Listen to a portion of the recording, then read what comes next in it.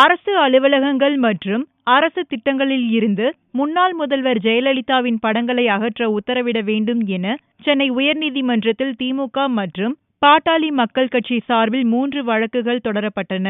இவ்வழக்கை திங்களன்று விசாரித்த நீதிபதிகள் ரமேஷ், மகாதேவன் ஆகியோர் அடங்கிய பெஞ்ச் இது தொடர்பாக பதிலளிக்குமாறு தமிழக அரசுக்கு நோட்டீஸ் அனுப்பினர். மேலும் இவ்வழக்கு தொடர்பான விசாரணையை மார்ச் 20ஆம் தேதிக்கு ஒத்திவைப்பதாகவும் நீதிபதிகள் தெரிவித்தனர். தமிழக அரசு அலுவலகங்களில் ஊழல் குற்றவாளியினுடைய படத்தை வைக்கக்கூடாது, உடனடியாக அகற்ற வேண்டும்.